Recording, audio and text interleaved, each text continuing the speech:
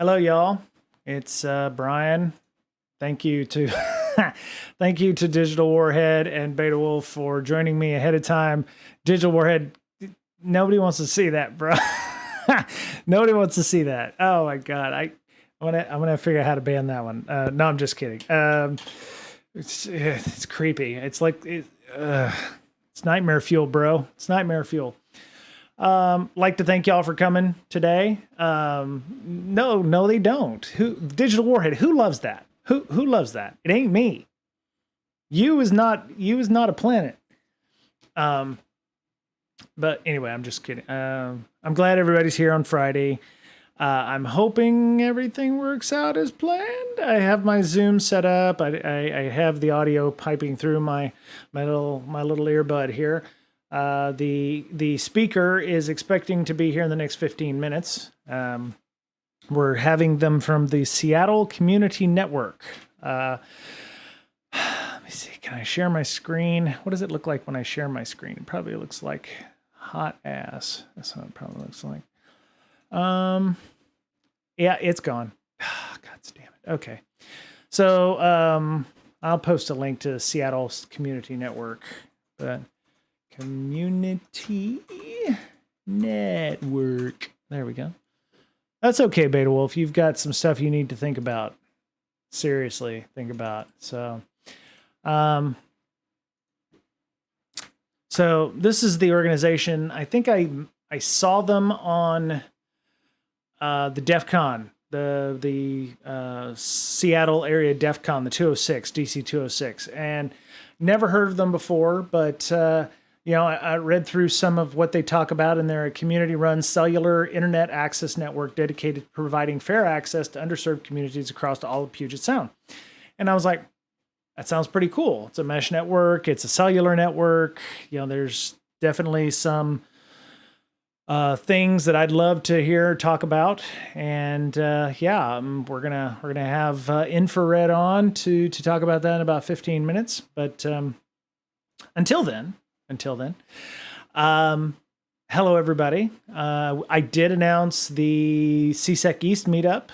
So if you're not from Seattle, it is still available to you as long as you're in a friendly time zone, I think, if you're not sleeping. We will be meeting at 6 p.m. on Zoom. Hello, CPO Parker. We are, we're going to be meeting virtually this month. I'm looking for a place like Zeke's Pizza or something for next month if we want to do something in person for Christmas party, since it technically will be my last CSEC East in December in the Puget Sound area. So, thought we'd go to Zeke's or something like that to have some really nice pizza. Zeke's. No, the one in Redmond is gone. So we'll have to find another spot. So, I'm still standby for December, but I definitely want to have some place to go. Maybe either we go back to Lunchbox Lab. I don't know, but we'll see what happens. So, for those of you who aren't aware, apparently today was the last trading day for Twitter. I got a notice in my inbox saying, "Hey, we've delisted it," and I was like, "Oh wow, okay." Because full disclosure, I have stock in that, and when I found out that somebody, even if it is Elon Musk, was buying it, I was very happy to find out at the price point it was, because the price point for the stock was about, crap. One sec here. Okay. My wife just sent me a Rickroll. God damn it. So she chatted me up, and she's on like Yacht Rock Radio or something. And so she got Rickrolled in her car. So, dang.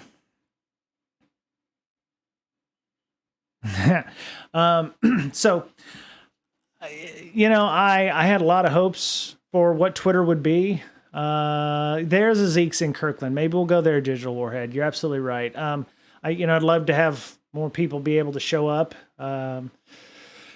Kirkland is definitely an option. It's a bit of a drive for me, but then again, everything else in Bellevue and Redmond is a drive for me anyway. So I don't worry about that. But yeah, so maybe we'll do Kirkland. Maybe we'll do Zeke's in Kirkland. So, Yeah, when I bought Twitter back when it IPO'd in like 2013, 2014, somewhere around there. I was very happy that it was IPOing, because I really enjoyed the platform at the time.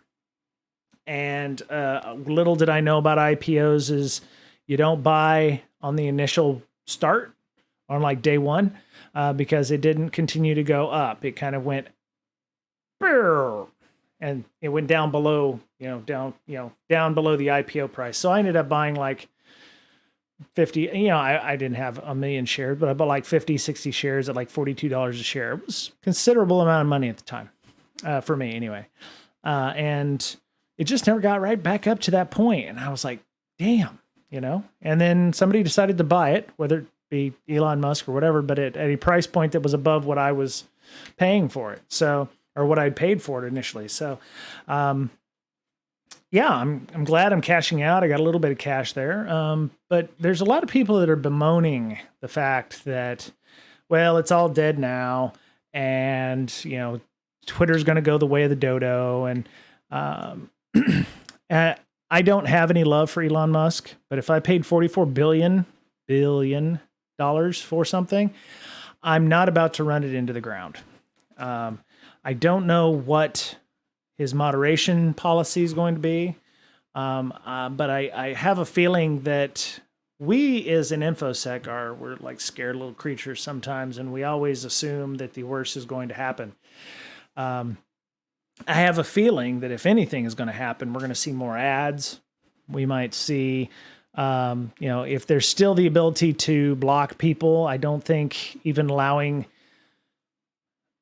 people who have been banned in previous management will, even if they do come back, you can either hate follow them if you like and just, be able to, retweet their shit, or block them. So I think I'm going to remain cautious, but the vast issue that I have with people who are like, oh, I'm just gonna go somewhere else. What are options? There isn't anything.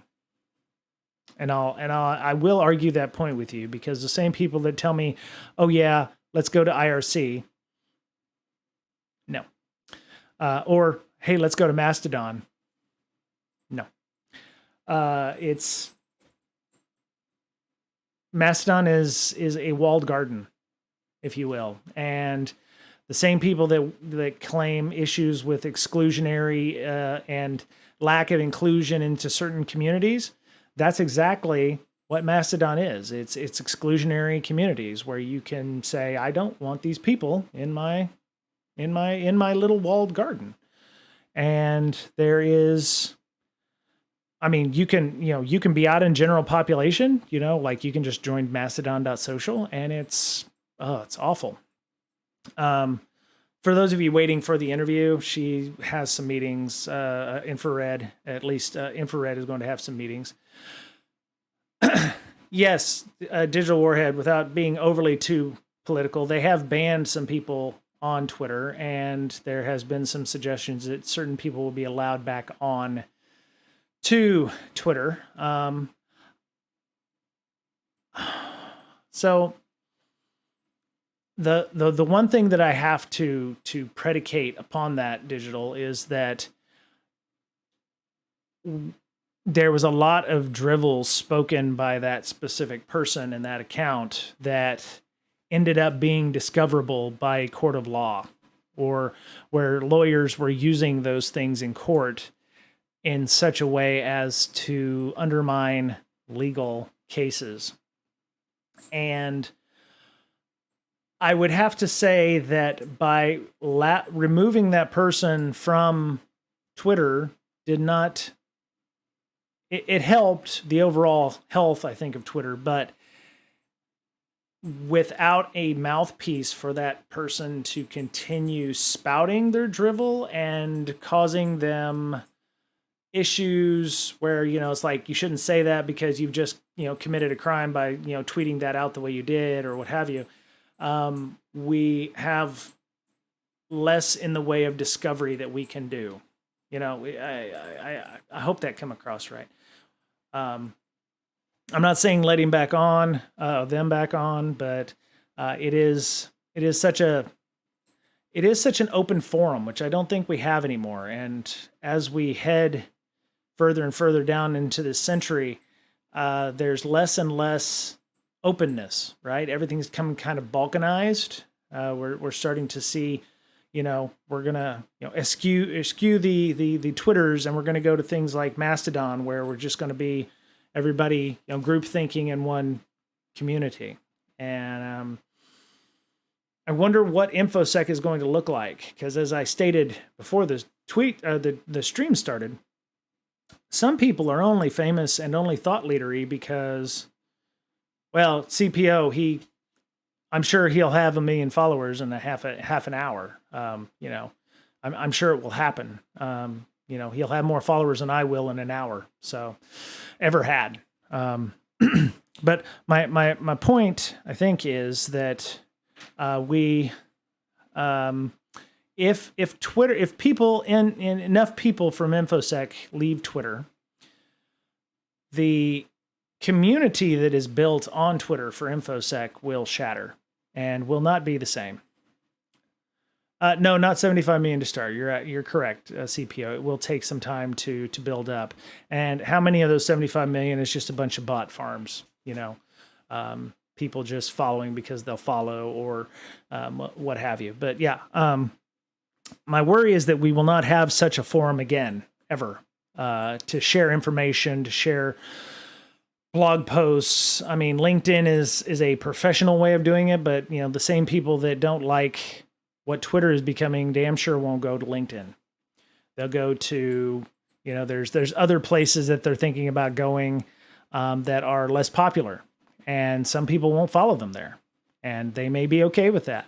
But if, a lot of people have made their business and their careers off of things that they posted on Twitter. Or, yes, Walter, I will too. I will definitely miss InfoSec Twitter if it goes away in its current incarnation.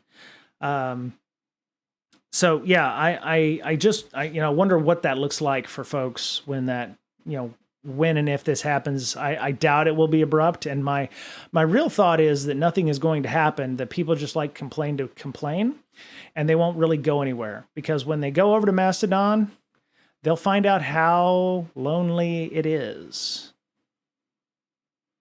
Or, they'll create their own, and, there'll be 15 different Mastodon instances, and everybody will have to be on all of them, and it'll just be a quagmiry mess. Because if I did it correctly when I signed up for Mastodon, it was like every Mastodon instance you join, you have to have an account and a password, and there's no federated login across them. I don't know if I did it wrong, but when I was told, oh, here's the invite for this one, and then it was like, well, you got to sign in, and I signed in with my Mastodon account. I was like, oh, it doesn't exist. I'm like, I have to make yet another account. It's like, why isn't there a OAuth or federated login for this?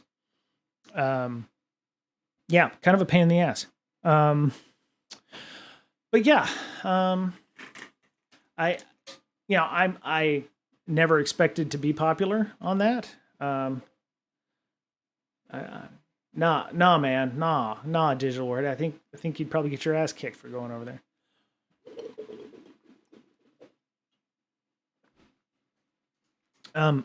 But yeah, I just, we tend to, I don't want to say we, that's probably the wrong way to go. Oh, God damn it.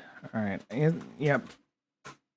Amazon's going to be getting a brand new, I'm going to be getting a brand new keyboard soon, because checking my email to make sure she didn't have anything happen where where Infrared's not going to be able to join us.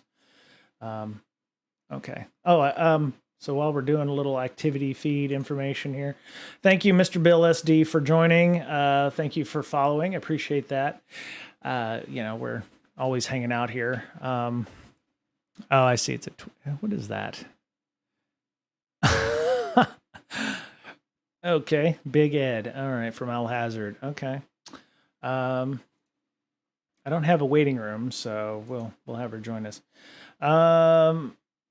There was a little bit of news, which I'd love to share my screen, but when I do that, screen goes black. So I have to figure out how to. You know what? All right, we'll just do this. Okay, window capture, Edge browser. Dun dun dun dun. And personal feeds. There we go. All right, until infrared shows up, we'll look at a little news. Oh, so Seattle Community Network. Here you go. This is what they do. They started in 2019. They're building out Wi-Fi, not Wi-Fi, but cellular access points for various things. So it's pretty cool. What they do, they have a whole group of folks that go out and set up rooftop cell sites. So at Franklin High School, they've got a couple of other places inside of Seattle, but I was looking at this as a way for folks to build out their networks. Genuinely interested in why Edge is your browser of choice. Well, right now it's the one that I use. I don't hate any browser equally. I hate them all equally. So I use the ones that just work. So yeah, I mean, I don't use Brave because I think it's ignorant, and it's obviously not secure because it's not. It's just what's installed on the system. I actually use Edge Beta, so I'm edgy like that. Edgy. I'm a beta edgy beta person. So but yeah, so they this is an interesting blog post which I will post here. Frank, there you go. You can go take a look at that. But yeah, so there's a lot of good stuff going on. I actually went to Saukville's site. They haven't updated their survey yet, but yeah, they're looking. We're looking at a number of different things here. Oh, attack surface reduction rules reference. Ooh, looky here. What is this? Applies to Microsoft 360 Defender for Endpoint Plan 1, Plan 2. 365 Defender, ASR rules for operating systems, categorization, standard protection rules, other rules. Oh, okay. Go poke around at that for a minute. I'm actually reaching out to a couple of the. You know what? As long as it serves web pages, I just don't care anymore. I mean, if you're going to use Chrome, you might as well use Edge. There's no difference. I mean, it's one ad network over another.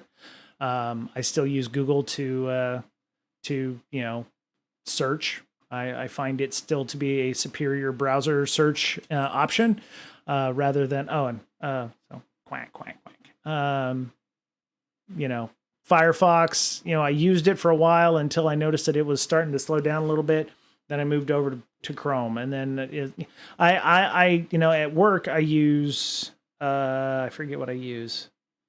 I think I use a combination of both Edge and Chrome, depending on what the system is for authentication purposes. Here we go. All right, sweet. Hello. Hello. How Hi, you can you doing? hear me? Yeah, I can hear you. Cool. I'm just gonna put in headphones real quick. Okay.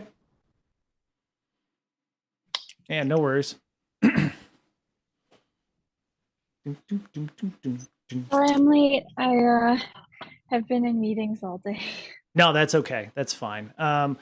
I'd like to thank you for coming. For those of you, so just as a heads up, we are on the stream right now. I started a little early to kind of warm the crowd up and to tell them a little bit about what you're doing and to post up this the website so they can take a look at your blog post. So for those of you on the stream, I'm going to do about a 5-second silence because I'd like to record this for podcast this weekend as well. So I'm going to do a 5-second stop here. Esther, you have any questions before we get started?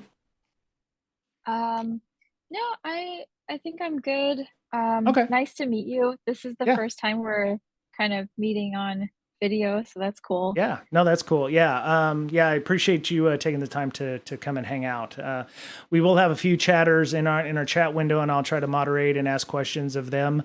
Some of the folks were a little very interested in what this was all about. So, all right, I'm going to do 5 seconds of just audio silence, and then we'll go ahead and get started. So, 3, 2, 1.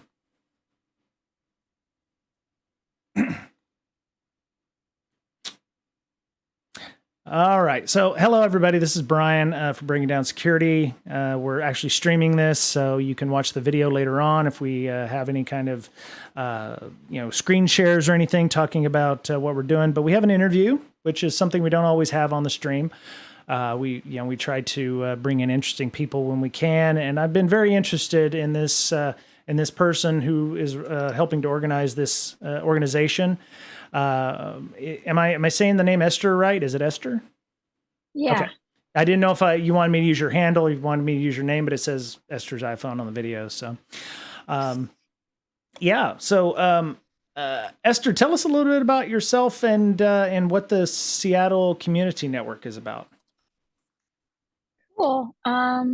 Yeah, so unfortunately, well, I'm on my phone. I don't have any slides, so Oh, that's I'm fine. just gonna chat. That's cool. And you've shown our website and everything? Yeah, I did, yes. Cool. Yeah, so I'm Esther. I'm a PhD student in computer science at the University of Washington in Seattle. And actually, this project was started kind of just before the pandemic. Our research lab at UW actually works on internet access technologies, normally for rural, remote, and what we used to call developing regions. Now we call it Global South. But basically, we do open source software and usually like commodity hardware for creating like internet access solutions for people who can't connect to the internet. And usually what this has been in the past is rural villages, like remote villages without internet connectivity. And we would install probably either a long distance like wireless link or a satellite connection for what we call backhaul, which is kind of the connection back to the global internet to get people internet access. And this, helps with a number of like sustainability and quality of life factors. It allows people to talk to their families, improves like health and safety and all that stuff, while also introducing risks. So there are usually some kind of cultural risks associated with it. People might, find themselves like, if they're an indigenous community, sort of like accelerating like influences from outside that might decrease their indigenous language uses and stuff like that. So there are a lot of kind of research questions around this, and so our lab develops open source technologies specifically for cellular networks, and also studies kind of the impacts of internet access and sort of how to customize these internet access technologies for specific groups. And so kind of as we went into the pandemic, we started turning our focus to more the local area, like who in the Seattle area or in the Puget Sound or even the US more broadly still doesn't have connectivity, and what can we do about it. And actually we had started this the project like a little bit before the pandemic even, because we've been thinking about like urban community networks. I started to do work with NYC Mesh a little bit. And so for those of you who aren't familiar, NYC Mesh is another like community wireless project in New York. It's very large, so much larger scale, probably an order of magnitude larger in terms of people and number of devices than our network right now, and also much older and more established. So seeing that model, I was pretty inspired. I was thinking, oh, maybe it is useful and possible to have an urban network that has some of the same goals as our rural networks. So normally we would partner with like maybe the local government or some private entity, like a school within a rural remote village, and like provide a cell network for the entire village. Hmm. But here, what entity does that translate to in like an urban environment? Can we partner maybe with community centers, schools here, or even people who do low income housing? So we were considering, you know, how to get connectivity to people who need it here. And that became Oh, very relevant during the pandemic. So we applied for some grants, like COVID relief grants, and we right. got actually two, one from King County and one from the city of Seattle. Um, the research lab, so we still do research, and pretty much all of the grad students in our sort of subgroup of our research lab, which is like tech for development in general, like we have a core group of students who all work on different connectivity projects, some of them in international contexts, but we all also contribute to the Seattle network. So Okay. that is a core of students that started out, but the Seattle Community Network as an organization has grown like a lot recently in terms of kind of volunteer capacity. And we have a lot of community volunteers in Seattle who are excited to like participate in a not-for-profit internet access network for many Nice. reasons. Many of them, are tech workers in some other capacity, and think ISPs should be done differently. It's not necessarily fair that like each, for example, in a multi-unit home, like especially in a low-income area where a lot of people, can't afford to pay that much for internet access. Each individual unit in this building, even though they're sharing like an internet connection out to the wider world, is billed separately, like by an ISP for their service. And Sure. maybe it shouldn't be that way. What would it look like if internet was cooperatively owned and also community owned and maintained? Like, can that model work? And so, tech workers who are also interested in the technical aspects, like who want to use their skills and do it kind of as a hobby, to learn more about networking and how it works. It tends to be a combination of those interests, Hmm. both like kind of the humanitarian goals and the technical goals. But really, like it takes like all kinds of people to run this kind of network. Like particularly, we have some people who are most interested in providing user help and support, and so we've got at least one member who's like very passionate about this, and so his name is Jonathan. He like provides technical support every week at the Filipino Community Center. He just like staffs a community help desk um, for people, especially like seniors who need a lot of like tech help with their computers and such. Right. Um, so yeah, and then I would say one of the areas that we are currently severely lacking in, because we have so many kind of techie hackers, but not so many like organizational people, is like we just need people who are happy and excited to interface with users. So when we get like requests to our public phone number or our public email, saying, hey, like I live in this area and I don't have connectivity, I need connectivity, to Right. follow up with them and say, hey, like we got your message. We would like to coordinate with you to like give you a piece of equipment to try and see if you have like service at your area, um, and things like that. So Cool. Okay. yeah. Yeah. Um, a lot of awesome information there. I definitely have been, a fan of what y'all have been trying to do. When I was so during the pandemic, we were interviewing folks like the CISO of Seattle Public Schools, April Murdoch, who, we were learning about the issues that education teams had during the pandemic, and one of the things that I think some people forget about Seattle is that it still has problems with inequality in terms of what people have or they do not have. I didn't realize that we're in a tech sector. Seattle, you think, has got Amazon, we got Google's, we got Microsoft's, we got all these startups and everything, and yet there's 75,000 children that didn't have access to internet or have access to technology just as a whole. And that's just kids. It doesn't necessarily mean adults and everything, which is, probably a whole other thing. Some of these kids' families probably don't have access to those either.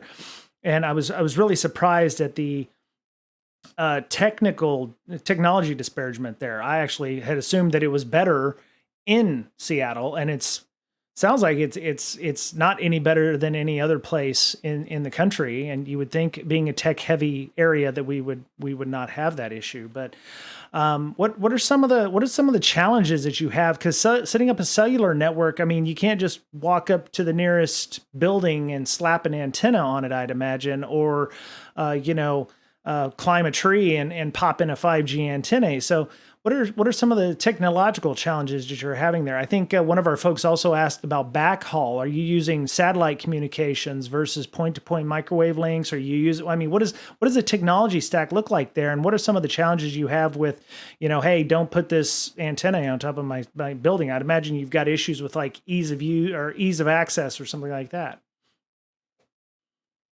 Yeah, so those are all a lot of very good questions that we have worked to figure out over the past 2 years, I guess. Hmm. Um, so, I guess starting with the backhaul question, our cell networks are basically an access network. So Right. they're like the kind of last mile or the final connection to the user, whether that be a mobile phone or what we call a CPE, a customer premises equipment.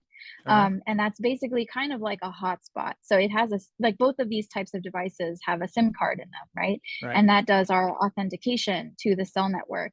So what we're running is 4G LTE, not 5G. Ah. Okay. First of all, yeah. So I mean, 5G, it's really just that like the architecture is very similar on the back end. And the software stack we use, like an open source stack called Open5GS, that can do 5G, but we only run the 4G components because like right now the hardware is just way more accessible. Um, and so it's a little bit better fitted to our use case. But in any case, like the cellular part is really the access network, which we can plug into any kind of internet connection, whether it be satellite or point-to-point wireless link, or even just like a wired fiber connection in a building. And Okay. so we right now we have 7 towers, and none of these are like actual towers. These are this is more like tower sites where you have a rooftop, and you do basically put a cellular base station, so like a radio, Hmm. serving the cellular access network with, of course, an attached antenna, and broadcasting that signal from that rooftop. Um, and these are also the way we've designed them. They're not omnidirectional, because you can get a little higher quality of antenna and like further reach and coverage using like panel antennas. Right. So going, it's kind of like a sector antenna going in a Hmm. specific direction. So you kind of have to choose where our coverage area is going to go. And so the whole process of like acquiring a site it can take quite a long time, where you have to usually reach out to someone like a community organization or school, develop a partnership with them, and develop enough trust that they will let you basically install all this equipment, this radio equipment, on their roof, and then find a power source for it. And Right. so sometimes this is just available on the rooftop and we can hook into it. In some cases, we've actually had to put in like a new electrical circuit in like Hmm. in the machine room on the roof. And that is actually, it kind of tends to dominate the cost of the Right. installation if we have to do that.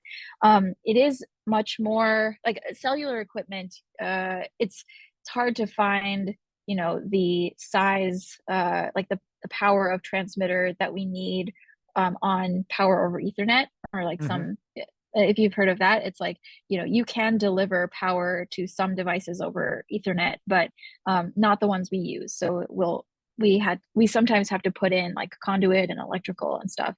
Wow. Um, but so let's see. Yeah, in terms of the backhaul, it's really case by case.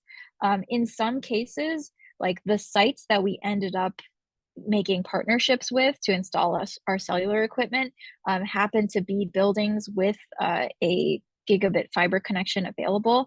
Hmm. And in some of those cases, like within the city of Seattle limits, we actually have a partnership with the city of Seattle, where they have been like really helping us out a lot by negotiating with CenturyLink to provide us some of those connections for free. And Right. outside of the city of Seattle, they don't have any jurisdiction. So we sometimes have had to buy that connection. So Wow. we've got one of those at the Skyway Library. And then in some cases, we actually have connectivity through the UW. So the University of Washington IT told us, oh, you can have like a gigabit here for upstream transit, a gigabit there. And so we have used that and hooked in a like wireless point-to-point link to it, Hmm. and had a wireless point-to-point connection to some remote site that doesn't have its own like fiber connection available, but we can hook into UW fiber over this wireless link. Nice. Um, Okay. yeah, and so it's kind of a patchwork based on what we could get. Right. Right. Um, So is yeah, and this is this this cellular network, is it, if I went downtown, would my phone connect to it and do 4G, or are there specific handsets for this, or would it be completely seamless and I wouldn't know I'm on Seattle's community network or just a regular Verizon system? So it would be really interesting to be able to do roaming with like different carriers, but we haven't gotten there yet. Okay. So right now, in order to connect to the network, you need one of our SIM cards. I've got one right here. We've got Oh, like very a cool. little UW SIM card. It's, we have to bulk order them in like 1,500 or more, but Hmm. you can print your own SIM cards, which is really cool. Oh, nice. Um, and so, like what we have is we have our um, mobile devices and our CPE, and we put in our SIM cards. You have to register the SIM cards in our cell network databases. Right now, our architecture, just because this is what we're used to deploying and running, is that of like an edge core network where you have there's this concept of in cellular networks a core network which stores all of the users and their authentication credentials and everything, Hmm. and manages and routes the whole network. We have that running locally at each of our 7 sites.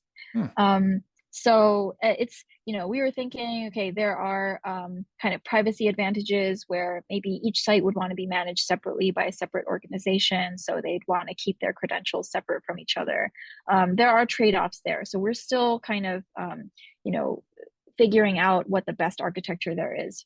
Hmm. But because of that, you need like our hardware token essentially. Right now you can't just use your own SIM card to authenticate to our network, um, and vice versa, and that's why you can't attach to someone else's network with your T-Mobile SIM card or Right. etc., unless they have a roaming agreement between those telecoms so that you can.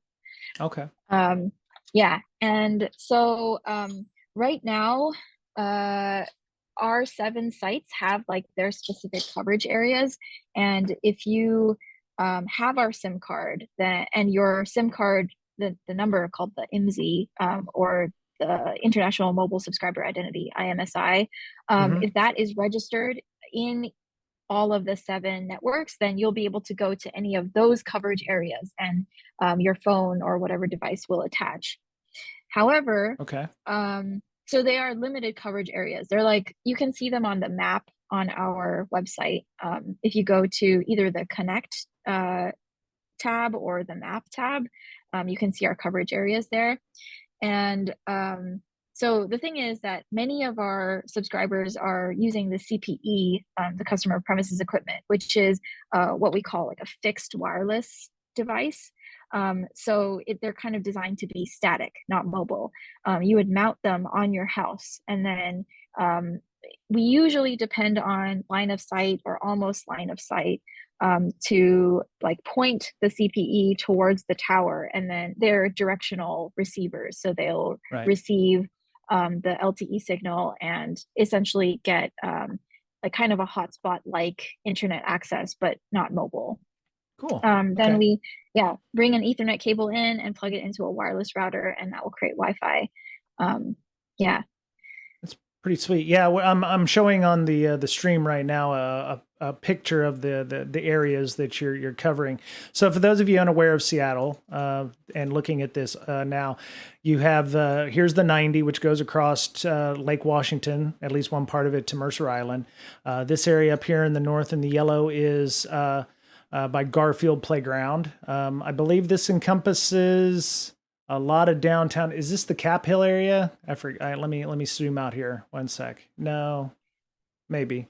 But yeah, they have a number of different areas for this. So you can only make calls, surf web, what have you, in the areas that are covered by this. Correct? yeah. Okay. I'm wondering if there's a way for me to see the stream that you're streaming. Sure. Go to twitch.tv/breaksec. And I'll put it in the chat window here for us. So twitch.tv/breaksec, BRAKESEC. For those of you listening at home, tell your friends. That's what it is. So, yeah. Oh, thank you for the bits, Hawks fam. Appreciate that. Thank you so much. Don't give us money. Give it to Seattle Community Network. Make a donation to them. I don't need the cash, so please feel free to donate to them and help out with this stuff if you can. I mean, some of these are fairly big areas in Seattle, so that's really nice that that you're able to get that kind of coverage there. So. It's kind of inhomogeneous. So you can see one of the things we have been working on over the past few years is like we have a lot of students who like, undergrad research students or even Mm-hmm. just like community volunteers who will develop software for us. And so Right. this is a web app that's actually pulling or that takes data from a Android app that someone developed, like one of our undergrad students, Zenon, developed that you can make speed test measurements on, the speed test and Right. signal strength. And Okay. so that actually reports directly to this API, which is hooked into like a database, and then the database displays the live data points on this map, Right. which is pretty cool. Yeah. Right now we don't have because Zenon just graduated, and we don't have like a core team that's working on the Android app anymore. So any app developers are welcome to reach out. We also like the lead student on the web app actually also just graduated. And all of these things are sort of volunteer run, but it's like really very impressive. We have, so all of these little squares are test points where we've gone around with either the app or with some other devices and Right. taken measurements of how well our network is performing at that place, just to Okay. verify coverage. And because like all of these coverage areas are estimates, they're Right. really just based on Google Earth topographical data. And what we do is we try to like pinpoint exactly where our antenna is and do what's called a viewshed analysis that will show you exactly where you can see, like where has line of sight from that point. Right. And so like this is really a rough estimate of the coverage area, and it's all dependent on what buildings are in the way, what trees are in the way, all of that Right. stuff. Even like I would imagine even atmospheric conditions, because when certain Right. conditions are right, it'll that I only know this from the Navy. So radar ranges when you're getting ducting or something like that may go over the horizon. But yeah, you're absolutely right. That's So would this be considered a conservative estimate? So it may actually go all the way out to Lake Washington, or may all go all the way out to the Puget Sound, or is this just is this a conservative estimate? Not super conservative. I would say Okay. it's more optimistic because Oh, we really okay. we don't want people to like see that their address is like not within the coverage area and just give up because Right. we actually every time someone requests connectivity, we'll go out and actually test at their place. So you might see further down south, there's um, a network at the Filipino Community Center. And so my house is actually like a bit south of there. The Filipino Hmm. Community Center, that's the pink one, yeah. And so I am living outside of the coverage area, but um, I was able to mount one of these CPEs on my roof, like quite a bit above the roof. Like I extended it with a piece of PVC pipe, and I was able to get connectivity even though I'm well outside of this rectangle. Right. So yeah, for it's definitely not the most optimistic estimate you can get, but it's we want to include people by default Right. if we think they reasonably might have coverage and then test there. And we have occasionally had tests where we realized, okay, there's no coverage here, even though you're within the rectangle or just outside of it. So we really have to go on site and verify. Right. Right. So Yeah. we've got a few discussions in our chat window from folks like Digital Warheads talking about microwave links doing 325 megabits over 25 miles distance. We're dealing with radios. We're dealing with gigahertz and megahertz, and antennae just being thrown up all over the place. I'd imagine that there's some licensing issues, or you can't just throw up pirate radio and expect the FCC to not get involved. So are there any regulatory hurdles for this? Let's say I'm out here in Snoqualmie, so I'm out east, I'm super east. If I decided I wanted to throw up a 5G antenna on top of my house, or a 4G antenna, I'm thinking people are going to have an issue with that, or somebody will have an issue with that. So, what kind of regulatory hurdles have you had to go through with regards to just getting this set up? I mean, did they have any heartburn with this? Oh, you're muted. Sorry. This is one of the most interesting aspects, in my opinion, of our deployments. So yeah, actually, if you go back to our website, we have a little tutorial that explains a lot about like how we've set this up. But this is all legal. None of this is pirate radio. If you go to learn more, we're I think we need to edit our website to be a little more legible. But so if you learn more, that's our doc site. If you go to I guess infrastructure, um, that's going to give you our tutorials. Yeah, Uh, so we've got I probably down under step two, the last one, down, yeah, step two, eNode B and SAS setup. That's really, this explains kind of the spectrum licensing. So there's this new like set of regulations around the 3.5 gigahertz spectrum band called the Citizens Broadband Radio Service Band. okay. And so this is it's a dynamic licensing scheme. It was kind of you know, people have been talking about it for the last 5-10 years, I guess, but it started really this infrastructure started to really come out around 2019 when we were starting up the network. So we are able to actually dynamically request spectrum, like this licensed spectrum from the FCC. And there are a number of private providers of what's called a Spectrum Access Service database, Mm, or SAS. So you sign up with one of these services and you have to register each device you put up with them. And all of these databases, they have to follow a certain spec and they all sync up with each other. So this ends up being right. like a big national database of all of the devices running in this CBRS band. Okay. Um, and so this allows like there's a it's like a tiered system, but there's the general access tier, which is generally open to any devices. And then there are priority access devices, and the priority licenses have actually been auctioned. just like a Hmm. traditional spectrum auction. Right.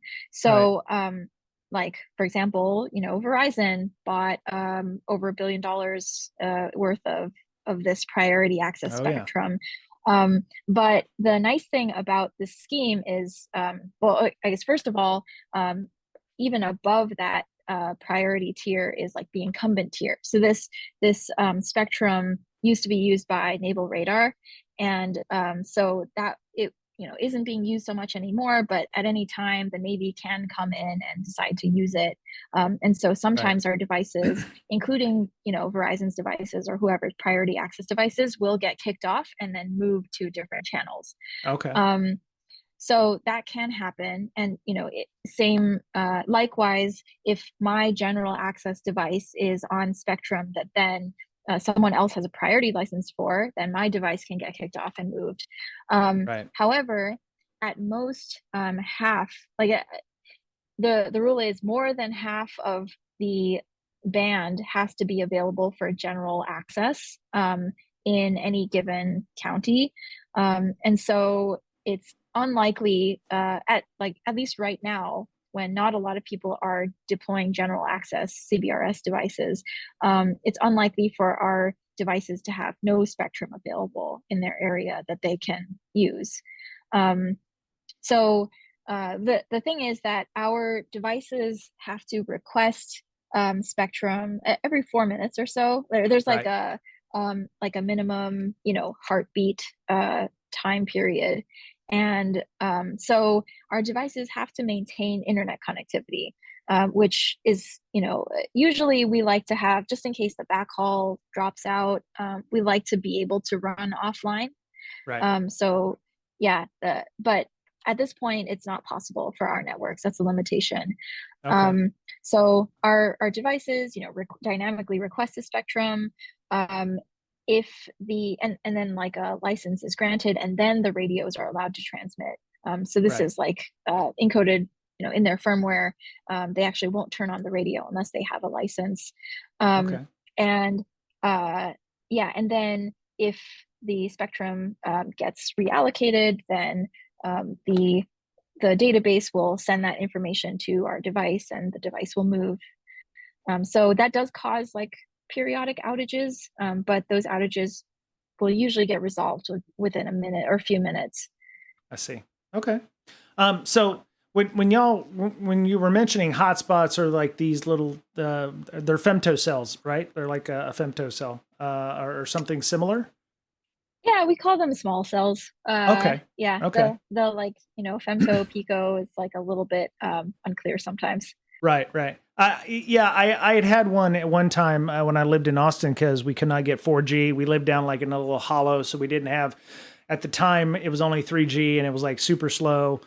And so I got one from Verizon because I was like, how is it that Verizon always has a 5G signal at their store? And then I was like, oh, okay, they're running this stuff and making it look like their cellular network is like really, really good, even though they may be in a dead spot.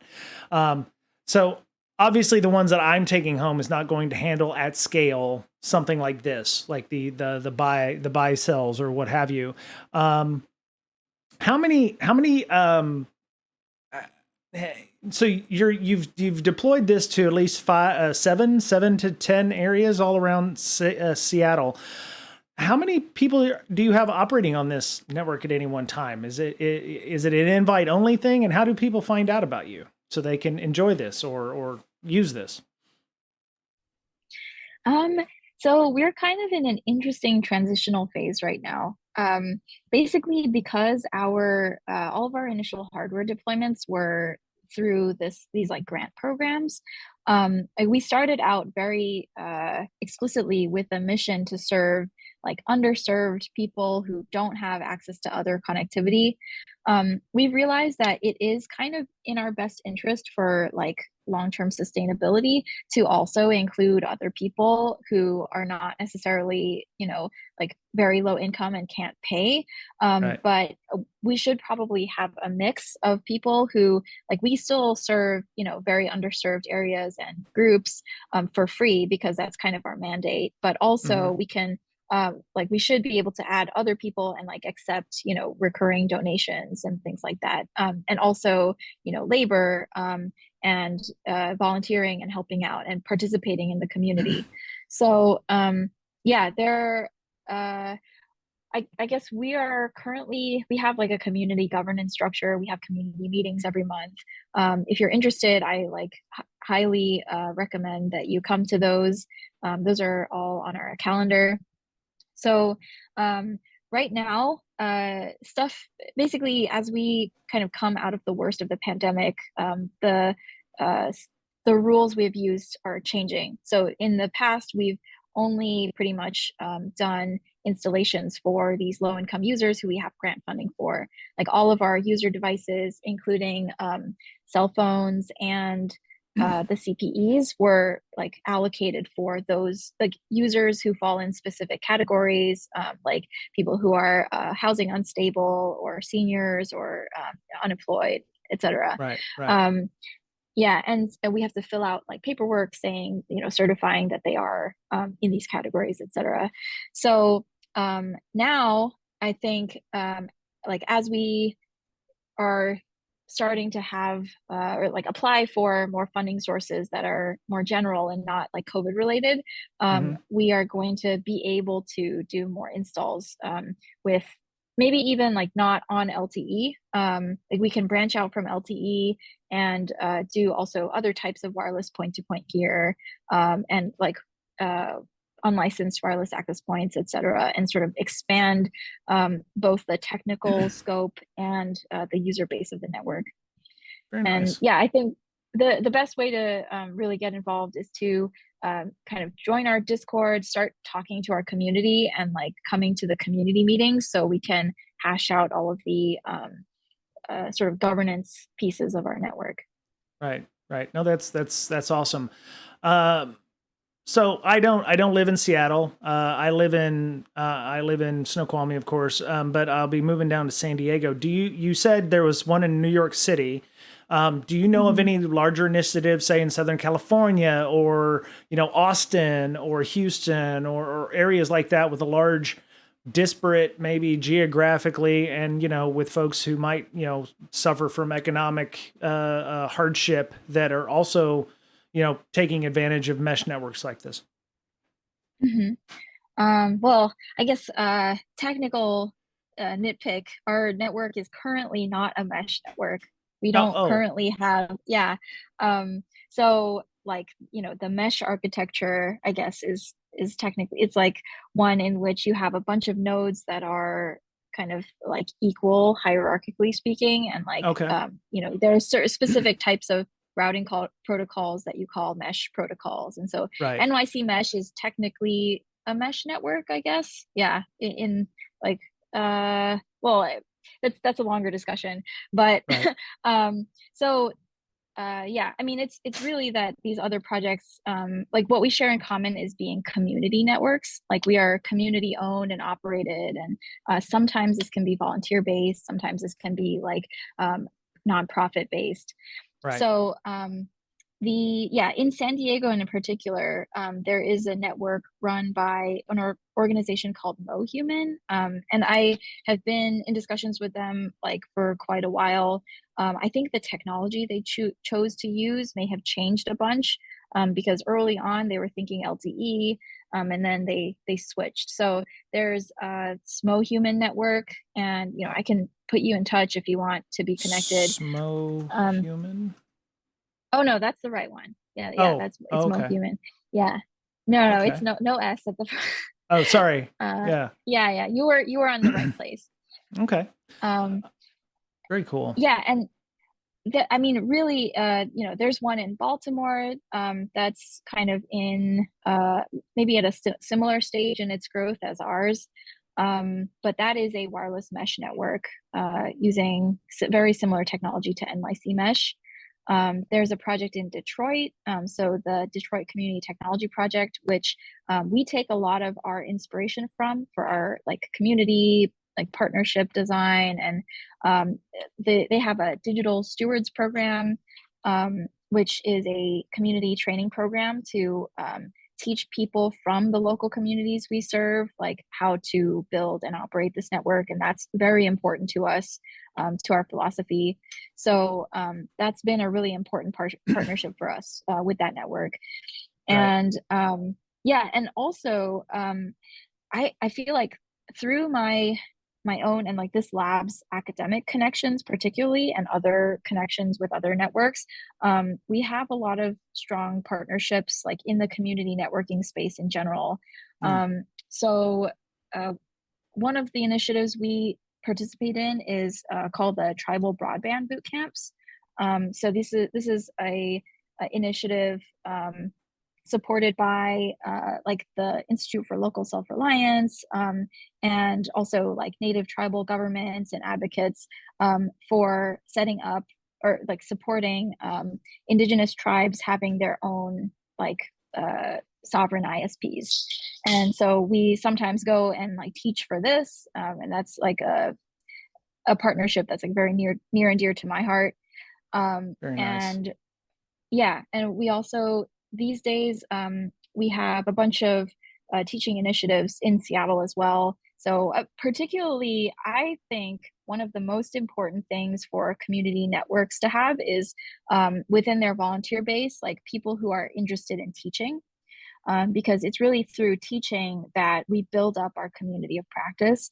Right. So like we have our digital stewards program both for adults and youth. Like we recently started our second youth cohort, teaching high school students how to build and operate internet infrastructure.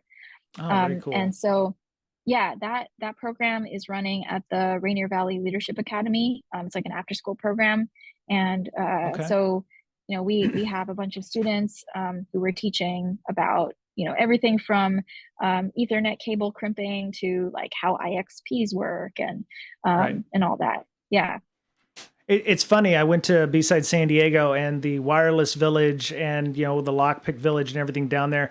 It was like, now you get to crimp your own Ethernet cable. I'm like, I didn't have to go to B-sides to crimp Ethernet cables back in the day. I don't know. Yeah. I was just amazed that somebody's like, oh, I crimped my first Ethernet cable. I'm like, yeah, okay. Just, yeah, it's not that fun. Trust me, especially when you get to shielded twisted pairs. It starts to hurt the fingers after a while. But this is really awesome. So one of the things that I was thinking about was some of the privacy issues involved here, because you're technically using a network where people are going to be using these devices. And, I'm sure the hackers out there are probably going like, well, this is like a stingray or something like you might find at one of the hacker conferences or something. How are you protecting the people who obviously need this service to survive, or to, make phone calls, or to, potentially get interviews, or to, using this to improve their lives? What are you doing in terms of privacy to make sure that they're, maintaining their privacy? That you mentioned database of information that is being kept. So what kind of agreements do you have with them to understand how they're keeping their privacy safe? Um, well, I guess the short answer is this internet service, like you can kind of think of it as akin to, a Wi-Fi network. Like when you get on a public Wi-Fi network, all of your packets are getting routed through somebody else's infrastructure. Like Right. when we present this network, we do say, okay, this is like at least partially open to the public. Right. Most of our I think you had asked a question at some point about like how many users can be on the network, like what's the capacity. A Hmm. lot of our network sites do end up being kind of in public spaces. So we do literally take our CPE and attach it to a Wi-Fi, essentially a hotspot, that, for example, in our we have some tiny home village sites, and so they Okay. have Wi-Fi networks attached to them. And so you'll have 2 or 3 CPE connections being shared by like the entire tiny home village, through like a network of Wi-Fi access points that we set up on Right. that connection. And so we do tell people to treat it as not necessarily like a private connection, but Right. at the same time, we are working on routing all of the traffic through a VPN. Right now, that's like we're one of the things that we're actively setting up. Okay. So yeah, we've got kind of through some new partnerships with just like individual generous community members. We have some like new rack space for running our VPN endpoints, and so Nice. like that is, yeah, that's like a priority for us because we really want to like keep users as safe as possible from any kind of like either malicious hackers or even just like the ISPs that we use as our backhaul. Right. um Right. and so yeah, like I really think people should be using VPNs like where they can. Um and I guess the other important thing is to educate people on things like always using HTTPS and using a password manager, like these kind of user side um, security like practices. Okay. Yeah. Yeah. Yeah. That sounds great. Yeah. So, Digital Warhead had a question. If what is your ideal situation? What does the goal look like? Because you've got this going on and it's great. What is the ultimate goal of this, or what is the roadmap look like for the next year? Is there more sites being rolled out? Obviously that's probably incumbent on how many volunteers or how many resources you have. But what is the goal look like in the next, say, 2 to 3 years here for SCN? For me, so at this point, I feel like our like the number of cell sites we have is already quite large for the size of the volunteer base. And it's at this point, I think we should be focusing on recruiting users. So like we did have this mandate to serve like underserved neighborhoods in general, and we have been focusing a lot of our user recruitment on public library patrons and tiny home villages and Right. places where people are obviously um, like more obviously having needs. We've also started recruiting through Seattle Public Schools, and Oh, we've nice. had a couple of basically students who would be enrolled in these like hotspot programs because they don't have internet at home. But these hotspot programs maybe have been like defunded because the pandemic is Mm, no longer. Yeah. So the uh like there is still a need among these specific communities. It's just kind of finding those people, reaching them. And so I have been putting a lot of effort in that direction, but okay. also I would like to build up our community of practice a bit more. So we have our SCN hack nights where we all work on things together. We have our community meetings. Basically, I would love it if we would kind of solidify our governance rules, kind of, get our community sort of in order so that we can um, kind of move forward together, knowing how to add users who are not necessarily low income, and also like how to integrate our community together. We don't want to Right. artificially like separate people and exclude people who are like are more low income users from like the community of practice. That would be totally against the goal and the philosophy. Um, so, community building, and also extending the network, maybe adding different technologies than just our LTE side access network, Right.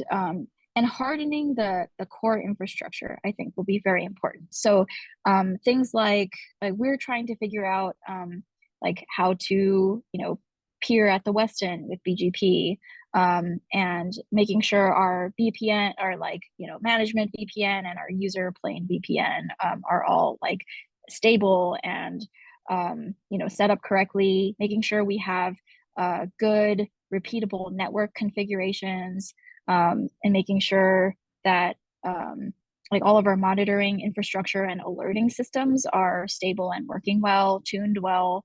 All of those things are kind of core network operation tasks. And we are working on that right now, but there are too many tasks for the number of people available to work on them. Yeah. No, um, Yeah. Yeah. Yeah, open source or volunteer organizations, it's hard to sometimes find resources. So yeah, I applaud you for super organization, and the passion is definitely coming through. I can feel that. I want to be cognizant of your time, and I know that we probably gone a little longer than the 45 minutes. And if you're late for a meeting, I do apologize. But how would people get a hold of you? I know I've already mentioned the Discord a couple times in here, but is there any other avenues there where people might be like, hey, I work for blah, and we'd love to partner with you, or we'd love to get your message out there. Where do we send a marketing or PR person to? How would they get a hold of you for that? So let's see. We have our like organizational email is I can put that in the chat or anything. It's like LCL, which is Local Connectivity Lab at Okay, seattlecommunitynetwork.org. Local Connectivity Lab is our nonprofit. That's the one so we are on Benevity. We have a number of volunteers who have signed up with Benevity with their companies so okay, that you can like match they can do like volunteer time matching via donations all through right, Benevity to the nonprofit. yep, Let's see, we have a GoFundMe. I believe that's linked on our website.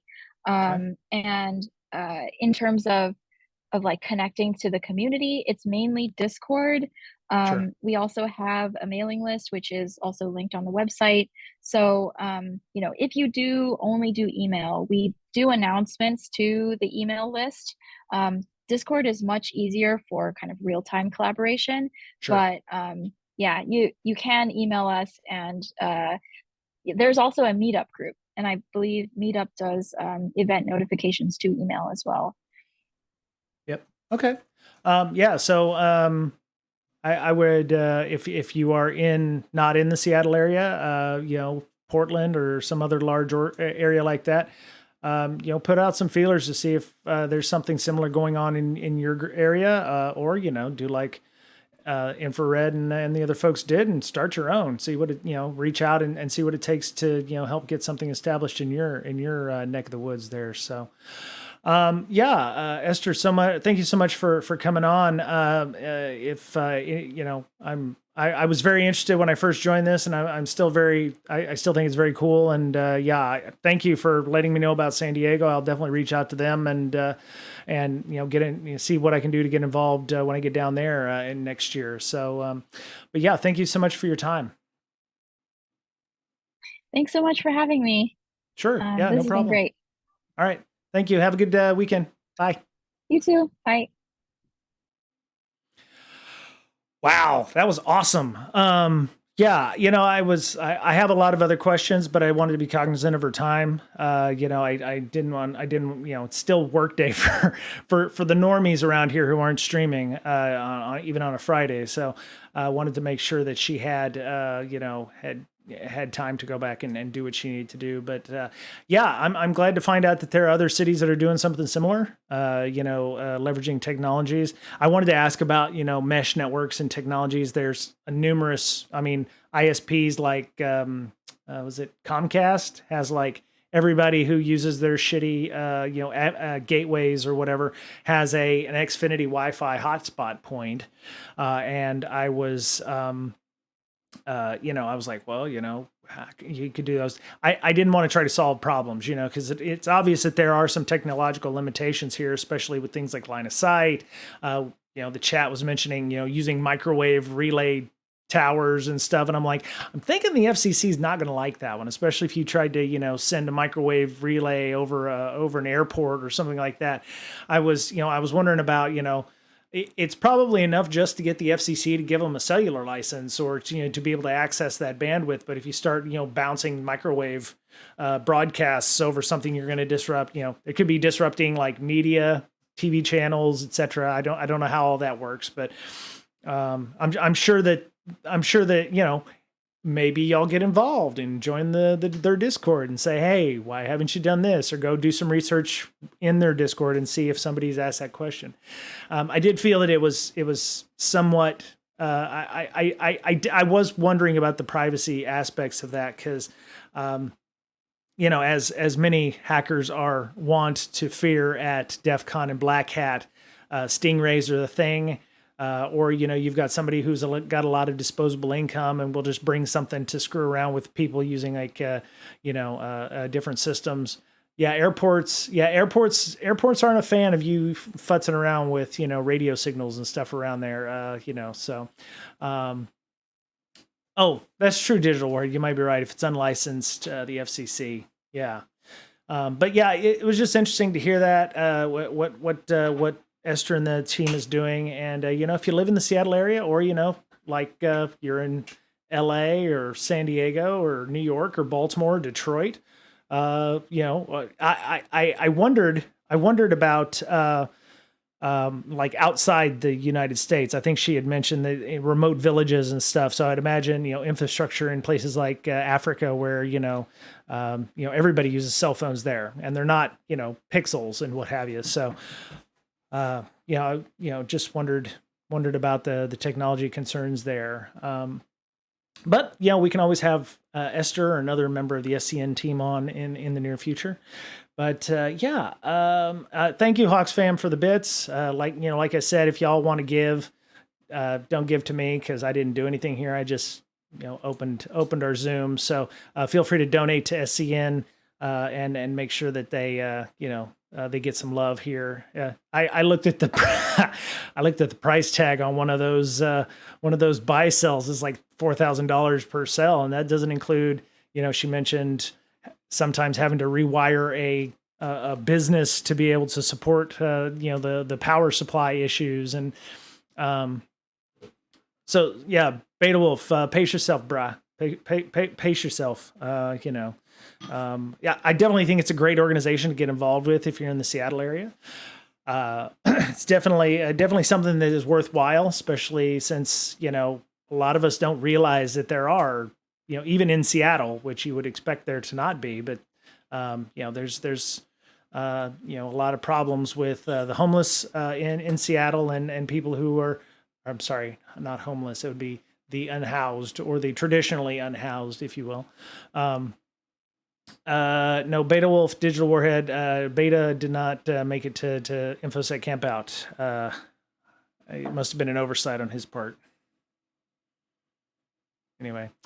But yeah, so cool talk. I'm glad that we're able to accommodate Esther, and go check that out. And hold on, let me hit this up.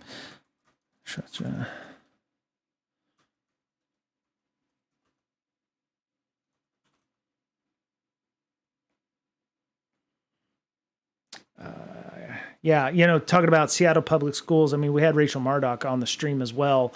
Thank you for taking the time to speak with us today. Wink. There you go. When we talked to April Murdoch, she was talking about, when the pandemic hit and they sent everybody home. You can actually listen to some of the podcasts when we did audio podcasts for that. It was like they ran out of Wi-Fi access points, for cellular things. I mean, T-Mobile was completely out. She was working with, AT&T and Verizon, and there was quite a few folks that have, they ran out basically just for the number of kids that they had or needed to have things, and that didn't include technology like laptops and things that they didn't have at home. And when I saw this, I was like, well, that follows. If we have 75,000 kids that don't have internet access at home, and in some places it's even worse, because if you've I have 2 internet service providers in my neighborhood, which is probably 2 more than some may have in a more rural area. You are stuck with those, and cell phone providers are a little bit different, but you only got so many things, and even some of their cell phone plans aren't all that affordable in many cases. So it's good to see technology being brought to folks that may not have the access to that. So I'm very happy that we were able to make that happen. So what do we have going on in chat? Let's see. Bloodbound. Wink emoji. Yeah, we're talking about. What? No, wait. Not invited because Berber hate. No, Beta Wolf. No. The Slack. I advertise. Oh my god, I advertised. I advertised InfoSec Camp Out so hard, many times, many times. I can only lead the horse to water. I can't hold its head underwater and make it drink. You know what I'm saying? You know what I'm saying? Now I'm kind of warm, and I don't know if it's because my CPU is just causing the office to heat up, or if it's Beta Wolf. So, but yeah, it's just good to see good things like that happening, and hopefully they'll have additional success in the future. So, what do we want to talk about now? I feel like I need to make sure that everything is copacetic.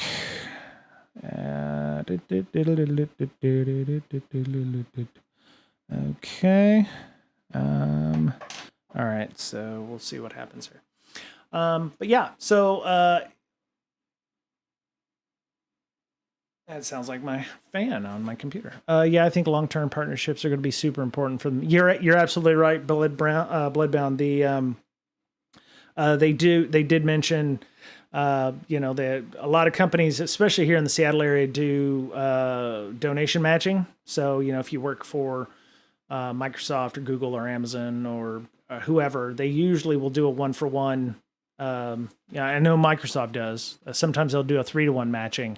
So if you get every dollar you give, if you put in your receipt, they'll send 3 times that amount. And they're usually pretty good about that. Microsoft does a good job with that. I've used it in the past. I see Beta Wolf. No, it's not. It's nobody's fault. Sometimes we can't get away to do stuff, so it's fine. Bullet Brown. Bullet Brown. Did I say that? I must have misspoke. I do apologize for that. But yeah, it's I did say Bullet Brown, didn't I? Yeah. Bloodbound. Is that a video game, Bloodbound? It sounds somewhat familiar.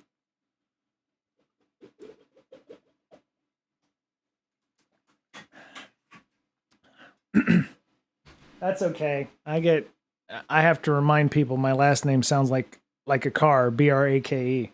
So yeah. Oh, that's cool. Yeah, I came up. Oh, that's right. Okay, that makes sense there, Digital Warhead. Thanks for that. But yeah. All right, let's see what I can do with the time that I have left. Edge browser, yes, it's a browser for Edge. I'm using studio mode here, so boink, yeah, look at me. Beta Wolf, I say mine is like the guitar. Berta, Beta Wolf. What? Yeah, Rob, we're gonna try to make that we're gonna put that on the podcast. One reason I was trying to make that happen. Also, I'm gonna probably post it up to YouTube. I figure if anything, they can use it for marketing if they want to. Like, hey, here's our. Yeah, no, it's cool, Rob. You could actually, if you subscribe, you could actually just go back in the. Oh, I see, Beta Wolf. Yeah. Okay, that makes sense. If you're a subscriber, Rob, you can go back and just start the video over again. But it was about, I would say, good 45-50 minutes. So it was good audio and good content, good discussion. Yeah. So I think I'm gonna go because I don't think I can do any better than that. And I think we learned a lot here. But as I mentioned, what? Okay. I thought I had announced our meetup.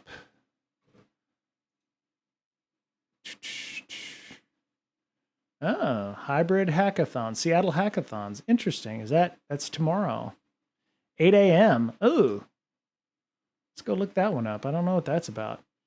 Participate. You must sign up at events.humanitics.com /hackc 2022. Oh, Hack C. Amazon Bellevue offices is in a hybrid hackathon. Okay, so there's a hackathon going on at some place called Grace in downtown Bellevue tomorrow morning at 8 a.m. Oh, okay. I'm not going to be there. I'm going to be asleep. But I'm guessing it might be also a thinly veiled recruiting drive. So I don't know how Amazon is doing as a whole, but if they have a security group that is going to be at that event, I do know that a lot of security teams on various company payrolls are still hiring because God knows we need us some security people. I tell you. So yeah. Whatever company is in Seattle, and it's probably Amazon, but they're going to be focusing on enhancing the growing tech community in the Washington area. Good for them. It's good to see we've got more people doing shite. So I wonder if this is a regular event. So let's see. Organized by Diana. They have a tech get together for students. Well, okay. Yeah. All right, cool. Yeah. So, yeah, I'm going to go. Thank you all for coming and hanging out. Okay. Less stressful news. Yeah, Rob, no problem. Yeah, I will put this out. I got to go do some homework with the Harvard folk. I'm getting a handle on that. I think the first week was a little stressful because I didn't start until like Sunday and it was like a lot of stuff. So, can y'all do me a heavy and hang on a second? I want to see if I can raid somebody. One of the things that gets you seen more often is if you actually raid people with X number of folks. So what I'd love to do is maybe raid Kriznap. You might have misspelled Twitch. Yes, I did. We can raid somebody really quick. 67 radio, Maker Deck, Security Forward. Let's do Security Forward. Let's raid Security FWD. Looks like they need some love because they have 25% way less people than I do. So give them a try. They do some good work too. And I need a raid text. Do I? Well, I'll just say hey when I get in there. So hope everyone has a good weekend. Take care of yourselves and be safe. And we'll talk to y'all soon. Bye.